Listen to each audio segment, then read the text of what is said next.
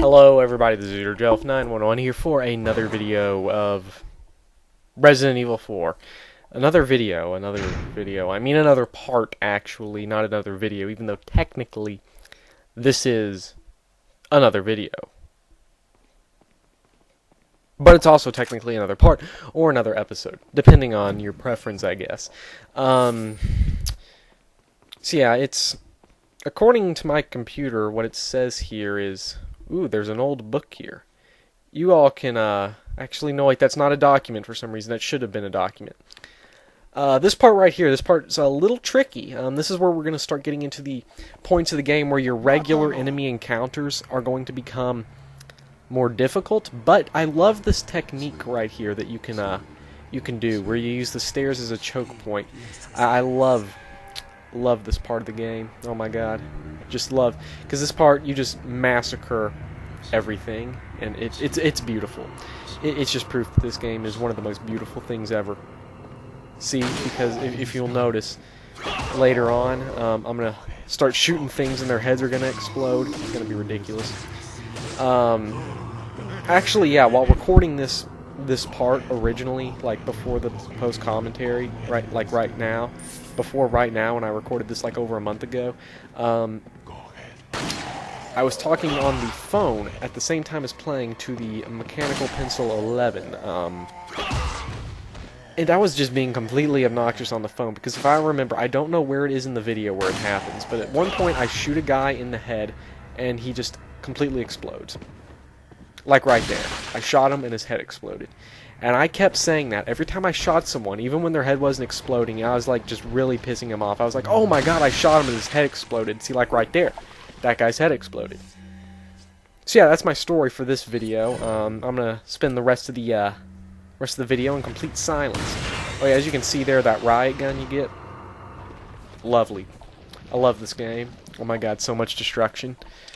You know, I could just write an entire book about how much I love this game, and it would just be, if you've listened somewhat attentively to my commentary of what I've been saying, whenever I talk about how good the game is, I always either mention the shotgun or just the absolute destruction and mayhem you cause, which is kind of weird, because this isn't really a destruction and mayhem kind of game. You kind of gotta think about things a little bit before you shoot them, and that basically means, when I say think about things, I mean pull out your machine gun and start mowing everything down. But that's beside the point. The point is that every time I talk about this game, how much I love it, I always mention the destruction, mayhem, and the shotgun usage. And I don't know why. I guess I just, with games with zombies, there's no other way other than the shotgun. I don't care what anyone says.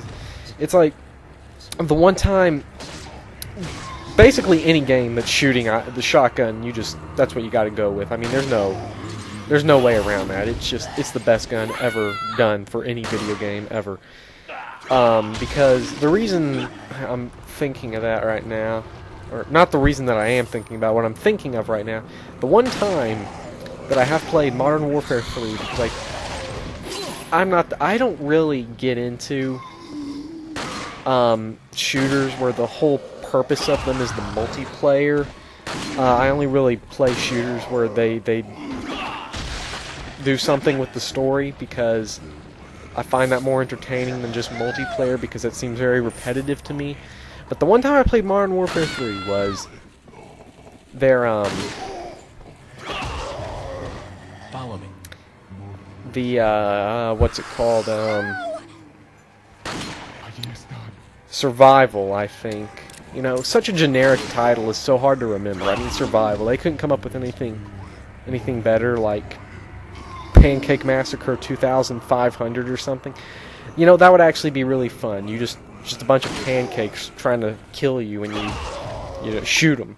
But the one time I played that, the same guy, the Mechanical Pencil 11, and I just slammed that door, was getting very angry at me for some reason, because he was like, yeah, don't use the shotgun, it's a horrible gun, because it doesn't have recoil or something. He's like using all these terms that are just a bunch of crap, and it was like, he got killed like a million times and I stayed alive, yes.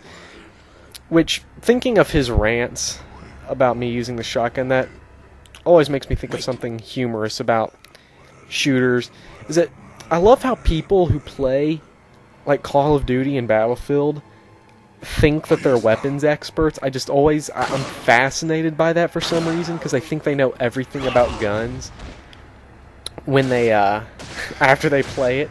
So I just always find that funny, and I slam that door again. I always kick the door like that's right next to me, like slam it closed, and I don't know why. Maybe I should just keep it closed. Okay, I'm just gonna not even open it again, but I need a footrest. Oh, and never mind.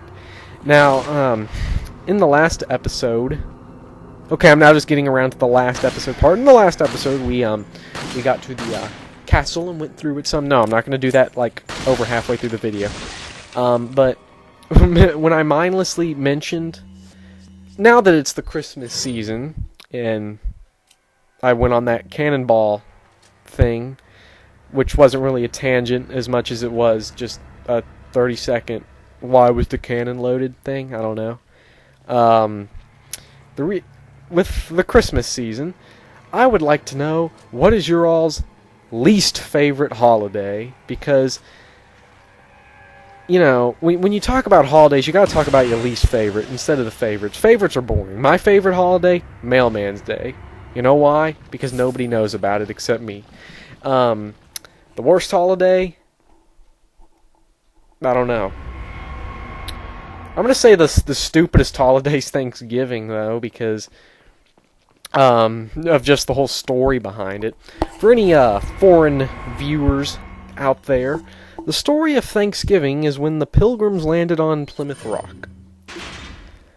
And after they landed on Plymouth Rock, they became friends with the Indians.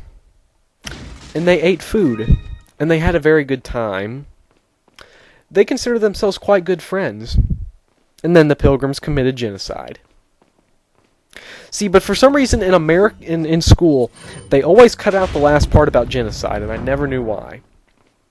But that's always why I didn't like... I always thought Thanksgiving was kind of a stupid holiday, because the basic foundation of it is... This is basically what we're celebrating. It would be like if I went over to your all's house, like right now. You cooked me up a meal, and I ate it, and I said, that's pretty good, now get out. And then your family celebrated that. Follow me. That I kicked you out of your own house for feeding me. That's basically the whole mentality behind it. That's why I find it to be a rather silly endeavor. And it's just a giant commercial, too, with Black Friday, but it's a cutscene, so I'll shut up. Louis. I've got something for you guys. What? Oh, shit. Did he just say the S I must word? have dropped it when I was running away from them. Dropped what? A drug that'll stop your convulsions. Look, I know you're carriers. You've been coughing up blood, right? Yeah. And you. Yes. Damn it! The eggs have hatched. We don't have much time. What are you talking about? I have to go back and get it. Let me come with you. No, you stay here with Leon. He is better with the ladies, I'm sure. Why are you... It makes me feel better. Let's just leave it at that. And yeah, I don't know if he said the S word. I can't ever hear the cutscenes because of the way the video is. And see you guys next time. Bye.